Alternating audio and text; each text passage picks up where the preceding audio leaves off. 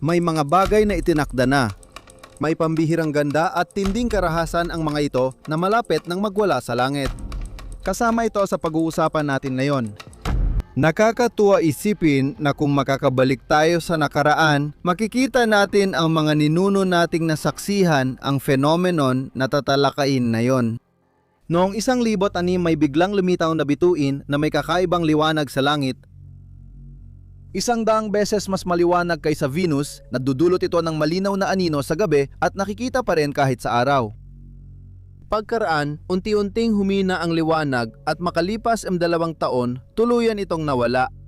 Akala ng mga astronomo noon ay may bagong bituin na ipinanganak, pero sa totoo, ito pala ay kamatayan, ang huling awit ng sisne. Hindi ito katang-isip. Nangyari na ito noon at mangyayari pa ulit ito. Dahil sa kalawakan, may mga higanting bituin o mga magkaparehang bituin na hindi matatag na hindi may iwasang magtapos ang kanilang buhay sa mga napakalakas na pagsabog na tinatawag na supernova at sa loob lamang ng ilang araw ay naglalabas ng enerhiya na katumbas ng bilyon-bilyong araw na pinagsama-sama.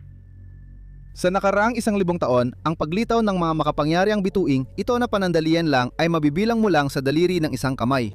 Nakapagmasidayan ng isa noong taong 1,000, 6 noong 1,000, at 54 noong 1,500, at 72 at noong 1,604. Sa tuwing itinutok natin ang teleskopyo sa pinagmulan ng mga bituing ito, makikita pa rin natin ang labi ng mga nawalang bituin na ang naglalagablab at lumalawak na mga labi ay kita pa rin kahit ilang siglo na ang lumipas mula sa pagsabog. Sa laki ng kosmos, bihira ang ganitong pangyayari. Tinatayang 2 hanggang 3 supernova lang sumasabog bawat siglo sa ating kalawakan. Malawak ang kalawakan at kadalasan ang mga halimaw na ito ay nagiging makapangyarihang bagong liwanag na sa ilang linggo lang ay nagliliwanag sa malayong konstelasyon bago maglaho. Lahat ng supernova nakita natin gamit ang mata sa mga nakaraang siglo ay ilang libong taon liwanag ang layo at walang epekto sa ating planeta. Ngunit may mga pagkakataon noon na ang mga pagsabog na ito ay nangyari ng mas malapit. Sobrang lapit na ang kanilang mga epekto ay hindi lang basta nakita, kundi literal na nakakatakot. Ayon sa paniniwala, mga 26 na milyong taon na ang nakalipas, isang supernova ang sumabog na 30 beses na mas malapit kaysa noong 1,006 na nagdulot ng malaking epekto. Laging ganito nagsisimula ang kwento, may bagong bituin sa kalangitan. Hindi karaniwang maliwanag, biglang lumakas at naging kasing liwanag ng buong buwan, halos natabunan ang lahat ng bituin. Maya-maya, tila umaga na kahit gabi, sa araw makikita pa rin ang bituin. Ilang buwan ding tila may pangalawang maliit na araw sa langit. Ngayon, ang lapit ng namamatay na bituin na mas malakas kaysa dati ay magdudulot ng matinding pinsala. Ang liwanag mula sa kalawakan ay may dalang pagkawasak. Dahil sa pagsabog nito, kumalat sa lahat ng direksyon ang bugso ng mataas na enerhiyang partikulo parang alon sa nagnangalit na kosmikong karagatan. At matapos ang mahigit 1 siglo ng tahimik na paglalakbay sa kalawakan, sa bilis ng liwanag, isang bahagi ng enerhiya ng supernova ay tumama sa ating planeta sa anyo ng malakas na pag-ulan ng gamma rays at cosmic rays. Sa tuloy-tuloy nilang pagpasok sa mataas na atmosfera, magdudulot ito ng ulan ng sekundaryang enerhiyang partikulo at magsisimula ng malalaking pagbabago sa planeta. Sa ilang dosenang kilometro ang taas mula sa ibabaw ng lupa, ang ozone layer ay tinatamaan at malaking bahagi ng protektibong panangga na ito ay nasisira na iniiwan ang ibabaw ng daigdig na lantad sa pinakamapanganib na sikat ng araw at cosmic rays. Para sa lahat ng nilalang sa lupa, ang liwanag ng ating bituin ay nagiging banta. Sa kalupaan, namamatay ang mga halaman, gayon din ang mga organismong dagat tulad ng phytoplankton na malapit sa ibabaw ng karagatan. Sa loob ng ilang buwan, ang pagbagsak ng food chain ay nagreresulta sa pagbagsak ng malaking bahagi ng biospera. Sa trahedyang ito, agad nagdulot ang supernova ng malaking pagbabago sa klima. Dahil sa pagtama ng sinag kosmiko sa molekula ng atmosfera, nagkaroon ng sunod-sunod na reaksyong chemical na lumika ng maraming nitrogen oxide na kalaunay bumuo ng makapal na ulap na bumalot sa planeta. Sa ilang taon, bumaba ng malaki ang liwanag ng araw at pandaigdigang temperatura sa lupa. Isang nuclear winter na sumasaklaw sa buong mundo ang nagaganap. Bagamat mukhang imposible, ang malawakang pagkalipol at pagbabago ng klima dulot ng supernova ay itinuturing na kapanipaniwala. Nagsimula ang biglaang paglamig ng mundo noong simula ng Pleistocene, kung saan bumaba ng halos 5 degrees ang karaniwang temperatura. Nagsimula ito halos kasabay ng petsa ng epekto ng pinakamalakas sa mga huling natukoy na supernova. Totoo nga na natagpuan sa mga sedimento mula sa panahong iyon ang malaking dami ng isang kakaibang elemento, ang Iron-60, isang radioactive na isotope ng bakal na, kung tutuusin, halos walang nagbibigay pansin. Kung nuclear physicist ka, paborito mo ang Iron-60 dahil hindi ito mula sa mundo. Nabubuo lang ito sa matitinding kondisyon sa puso ng sumasabog na bituin.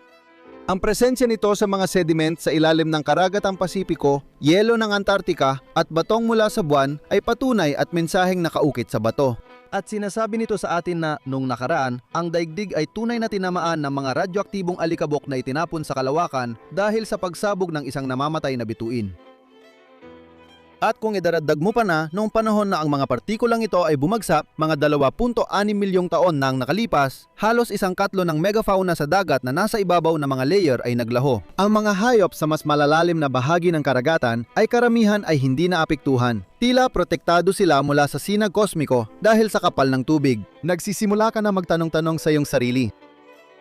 May nakita rin tayong hindi direktang bakas ng mga dating pagsabog sa kalapit na bahagi ng kalawakan.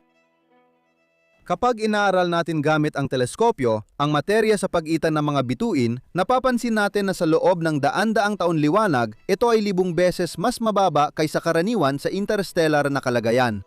Sa ngayon, gumagalaw ang ating planeta sa halos walang laman na bahagi ng kalawakan na tinatawag na local bubble. Sa ngayon, iniisip natin ang bulang ito na may mababang densidad ay parang nahukay dahil sa pagsabog ng ilang mga supernova kung saan ang mga pagsabog at mga shockwave ay nagtulak upang itaboy ang malaking bahagi ng interstellar na materya na orihinal na laman nito. Alam natin na may 3 supernova na nangyari sa ating galactic na kapitbahayan sa nakaraang 10 milyong taon. Sa pag-aral ng Iron-60 sa mga sediment, naestima na ang pagsabog ay nangyari mga 2.6 na milyong taon na ang nakalipas at mga 150 light years mula sa mundo. Talagang nakakagulat ang distansyang ito. Kahit ang pinakamabilis na probe natin ay aabutin ng halos 3 milyong taon bago makarating doon. Isa pang paraan, isipin na ito, ay 37 beses na mas malayo kaysa pinakamalapit na bituin sa atin. Ang isang pagsabog na kayang mag-iwan ng bakas sa fossil at bato at makaapekto sa klima ng planetang. 150 light years ang layo ay nagpapakita kung gaano ito kalakas. Sa katunayan, iniisip natin na kung ang supernova na ito ay 5 beses na mas malapit, ang mga bagay sa daigdig ay, sabihin na nating, talagang napakasama ng kalalabasan. Para makumbinsi ka, maglalaro tayo ng maliit na laro. Dahil alam natin kung gaano kalaki ang enerhiyang nilalabas ng supernova, subukan nating alamin ang posibleng mangyari batay dito. Kung saang distansya, medyo hindi mapanganib ang mga pagsabog at kung gaano kalaki ang kanilang sphere of death. Ang distansya kung saan tiyak na nakamamatay ang mga ito. Isipin mong may sumabog na supernova, isang taong liwanag ang layo. Sa ganitong sitwasyon, malinaw na nasa matinding panganib ang lahat. Ang kamatayan ay darating kasunod ng nakakasilaw na liwanag na tatabon sa araw at sa halos buong langit sa mapanlinlang at tahimik na paraan. Ito ay mula sa tuloy-tuloy na agos ng gamma rays at cosmic rays na sobrang lakas ng enerhiya na parang mga hindi nakikitang palaso na bumabagtas sa bilis ng liwanag at tatago sa lahat ng nilalang na nabubuhay sa ibabaw ng mundo. Sa totoo lang, kahit nasa isang taong liwanag ang layo mula sa pagsabog, kahit magtago pa tayo sa ilalim ng lupa sa isang atomic shelter para makaiwas sa tindi ng radiation, wala pa rin tayong kahit anong tsansa na mabuhay. Una, sisirain ng mataas na enerhiya ng cosmic particles ang ating atmosfera at pangalawa, dahil sakop tayo ng kinetic energy ng pagsabog. Ibig sabihin, malaking bahagi ng material mula sa bituin ay darating linggo o buwan matapos ang mga sinag at tatama sa mundo sa ilang porsyento ng bilis ng liwanag hanggang matunaw ang ibabaw ng planeta. Tumingin tayo ng kaunti sa malayo. Sa 5 taong liwanag mula sa pagsabog na halos kapareho ng distansya ng pinakamalapit na bituin sa atin ngayon, delikado pa rin ang sitwasyon. Mawawala ang ozone layer dahil sa malalakas na radyasyon at sa ilang oras, tuluyan nang mawawala ang natural na panangga ng daigdig laban sa cosmic at solar radiation. Agad ang mararamdaman at magiging trahedya ang epekto. Ang ultraviolet rays mula sa araw at supernova ay susunugin ang ating planeta. Umatras pa tayo ng konti. Kahit 10 taong liwanag ang layo at kalat na ang enerhiya ng pagsabog sa kalawakan, mapaminsala pa rin ang epekto nito. Sa kabuuan, dapat mapigilan ng ating atmosfera ang gamma rays at kumpol ng atomikong partikulo na kahit halos kasing bilis ng liwanag ay may enerhiyang tulad ng bala ng baril. Kahit malayo na at nakalampas sa malakas na radyasyon, ang pinakamahirap ay paparating pa lang. Dahil ang shockwave ng pagsabog ay patuloy na sumusulong sa kalawakan. At daan-daang taon matapos biglang lumiwanag ang langit, ang lumalawak na labi ng supernova, puno ng mabibigat at radioactive na elemento mula sa pagsabog, ay aabot sa ating planeta bilang ulan ng atomo at madudulot ng nakamamatay na genetic mutations sa pagdaan ng panahon. Kung nagdududa ka sa kakayahan ng isang supernova na magpalipad ng material sa ganong kalayuan, dapat kang mapaniwala ng Crab Nebula. Ang mga agos na material mula sa bituin na iyong nakikita ngayon ay ibinuga halos 1,000 taon nang nakalipas noong 1,054 at ngayon ay sumasaklaw na ng 11 taong liwanag ang lapad. Iyan ay halos 3 beses ang layo natin mula sa pinakamalapit na bituin. 1 milenyo matapos sumabog ang bituin, patuloy pa ring lumalawak ang shockwave sa kalawakan.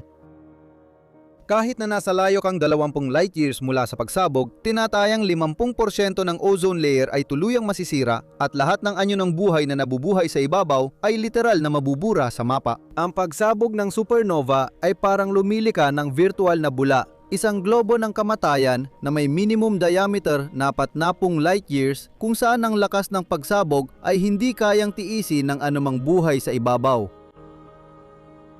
Nagsisimula ito sa 30 hanggang 50 light years. Distance de l'épicentre. Ang lakas ng bituin ay sapat ng naikalat sa kalawakan para tuluyang makalabas sa globo ng kamatayan.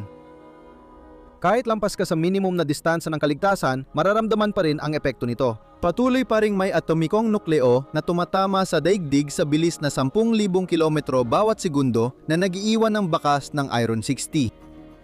Sa kabuuan, makakayanan pa rin ang radioactive na epekto at sapat ng pagbaba ng pinsala para kayanin ang mga dagok. Iniisip ko na baka gusto nyong itanong, nasa panganib ba tayo? May mga higanteng bituin ba malapit sa atin na maaring sumabog at pumatay sa atin? Sa loob ng 1,000 light years mula sa daigdig, may 24 na bituin na magtatapos bilang supernova at ilan dito ay inaasahang sasabog sa malapit na hinaharap. Ang malapit na hinaharap ay ilang 10 hanggang daan-daang libong taon. Maaring may ilan na ring sumabog.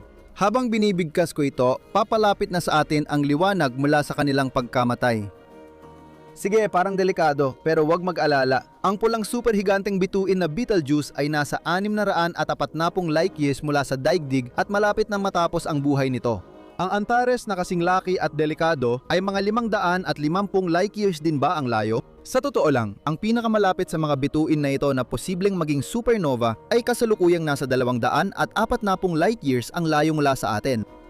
Sa madaling sabi, ang mga bituing ito ay masyadong malayo para maging banta at magsisilbi lamang na isang pambirang palabas ng pagsabog ng materya at liwanag. At kung sakaling sumabog ang isa sa mga ito ngayon, ang tanging maiiwan lang nito ay ang bakas sa ating mga alaala. Pero huwag kayong magdiwang agad. Una, lahat ng mga bituin na ito ay gumagalaw sa loob ng kalawakan at ang walang tigil na paggalaw na ito sa kalangitan ay maaaring maglayo ng isang posibleng panganib o kaya naman ay maglapit nito. Karaniwan, isang bituin ang lumalapit sa mas mababa sa isang taong liwanag mula sa daigdig kada 500,000 taon. At wala namang nagsasabi sa atin na sa hinaharap, ang paggalaw ng mga bituin na ito ay hindi magdudulot ng paglapit ng isa sa kanila sa mismong sandali na ito ay sasabog. At higit sa lahat, pinaniniwala ang natuklasan natin ang 2 uri ng higanteng bituin na kayang palakihin ang bilog ng kamatayan sa nakakatakot na sukat. Ang una rito ay may kakaibang katangian na iluwanan nila sa kalawakan ang karamihan ng panlabas nilang layer bago sila sumabog. Pagdaan ng daan-daang taon matapos mailabas mula sa bituin, kapag ang lumulutang na materya ay tinamaan ng mga pagbuga mula sa pagsabog, nagiging sobrang radioactive ito at naglalabas ng maraming sinag sa lahat ng direksyon. Na, sa libu-libong taon, kayang alisin ang protektibong layer ng mataas na atmosfera ng mga planeta kahit nasa 150 light years ang layo. Sa pangalawang uri ng bituin na baka hindi mo magustuhan. Ito ang mga hypernova, isang uri ng supernova na parang naka-steroids. At ang pagsabog nito na 10 beses na mas malakas kaysa sa karaniwang supernova ay may kakaibang katangian na kinokonsentra ang napakalaking bahagi ng enerhiya sa dalawang sinag ng pagbuga na nagpapalawak ng saklaw ng pinsala hanggang halos 10,000 light years ang layo. Sa totoo lang, ang mga ganitong uri ng sinag ng kamatayan na nililikan ng mga hypernova at tinatawag na gamma ray bursts ay may napakataas na densidad ng enerhiya na kaya nating matukoy kahit ang mga nagmumula sa mga pagsabog na nangyari sa pinakadulong bahagi ng nasasaklaw nating universo. Kahit na nasa 1,000 light years ang layo mula sa hypernova, kapag natamaan ka ng makitid na sinag ng gamma ray burst, tiyak ang kamatayan. Kahit 10,000 light years ang layo, tiyak na mapipinsala pa rin ang atmosfera. Siguradong matutuwa kayong malaman na sa ating galactic na kapitbahayan, may ilang higanteng bituin na kayang magdulot ng ganitong sakuna. Tulad ng napakalaki at bahagyang napunit na Eta Carina na matatagpuan mga 7,500 light years mula sa daigdig ay nasa huling yugto na ng kanyang buhay sa sukat ng kosmikong panahon. O kaya naman ang hindi matatag na WR100 at 4 na ang pag-aalboroto ay nagbabanta ng nakakatakot na katapusan kung saan nagaganap ang palabas, 1,000 light years ang layo mula sa atin. At maaaring sa kanyang kamatayan magsilang ng sinag na mas maraming enerhiya kaysa sa kayang ilabas ng ating araw sa buong buhay nito. Kaya iniisip natin na kahit 10 segundo lang na mapunta sa linya ng ganong sinag ay sapat na para sirain ang isang kapat ng ozone layer at magdulot ng panibagong malawakang pagkalipol. Dahil napakanipis ng gamma ray burst at sobrang bihira ng supernova, isang bituin lang kada milyong taon sa isang galaksya tulad ng atin, mapapaisip kang napakalaking malas ang kailangan para tamaan tayo nito. At ang nakakatawa dito, posible talaga na sa larong ito natalo na tayo noon pa. Ang teorya ng gamma ray burst ay kinokonsidera bilang bahagyang paliwanag sa isa sa pinakamalubang mass extinction sa kasaysayan ng planeta. Ang malawakang pakalipol noong huling bahagi ng Ordovician, kung saan 440 milyong taon na ang nakalipas, 85% ng mga species ang nawala. Ayon sa estadistika, ang planeta natin ay tinatayang matatamaan ng isa sa mga sinag na ito 1 beses kada bilyong taon. Ibig sabihin, may 50% tsansa na tamaan tayo sa susunod na 500 milyong taon, nakakakaba at nakakilabot. Bakit pa tayo mag-aalala? Mahigit 4 na bilyong taon nang may buhay sa daigdig at ang katotohanang narito pa rin ito ay dapat magbigay sa atin ng kapanatagan. Sa bawat pagkakataon, matatag itong bumangon at magbago. Higit pa rito, ang mataas na enerhiyang sinag nito ay naglalakbay halos kasing bilis ng liwanag. Laging huli ang lahat pagdating ng mensahe.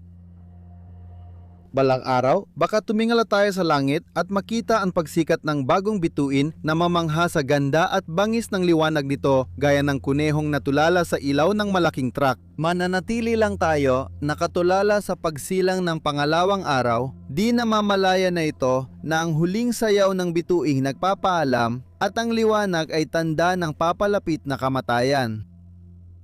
Sa huli, sa bawat pagkakataon, ang layo natin mula sa punto ng pagsabog ang magtatakda kung ang nakakalitong tanawing ito ang magiging huli nating makikita o hindi. Sa gitna ng mga pagsabog na ito, may matibay na lohika sa isang unibersong lading nagbabago kung saan ang pagkawasak ay kabilang bahagi ng paglika.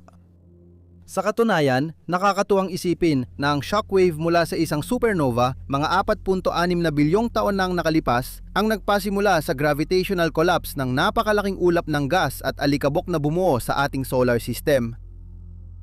Kung wala ang mga pagsabog na ito, hindi sana umiral ang araw, daigdig at lahat ng narito. Dahil dito, tayo ay mga di direktang tagapagmana ng mga biglaang pagbabago, kundi mga anak ng kosmos at kamatayan ng bituin na kayang baguhin ang kapalaran. Makalipas ang 4.6 na bilyong taon, hinarap ng mga Australopithecus, ang ating malalayong ninuno, ang pagbabagong dulot ng supernova na nagbago sa klima at nagtulak sa mga species na mag-adapt at mag-evolve. Kaya, sa kabalintunaan, posiblan ang kosmikong sakunang ito ang nagtulak sa pag-usbong ng sangkatauhan ayon sa pagkakakilala natin ngayon. Kung gusto ninyo maglibang sa pag-iisip tungkol sa mga impluwensya na maaring dulot ng ilang mga bituin sa atin, kalimutan ninyo ang astrolohiya at yakapin ang astronomiya. Ilalagay ko rito ang link papunta sa episode na naglalarawan ng detalyado sa mga phenomenon na pinagmulan ng mga supernova. Huwag kalimutang mag-subscribe at i-activate ang notification bell. Dahil sa susunod na episode, aalamin natin kung paano ang mga ito ay sa hindi inaasahang paraan naging mahalaga ang mga nakamamatay na phenomenon sa paglitaw ng buhay. Ang higanteng bituin ay pandayan ng sansinukob na nagkakalat ng materyales sa kalawakan sa kanilang pagsabog. Alikabok at abo na pangunahing sangkap sa pagsindi ng bituin, pagbuo ng planeta at buhay na nilalang.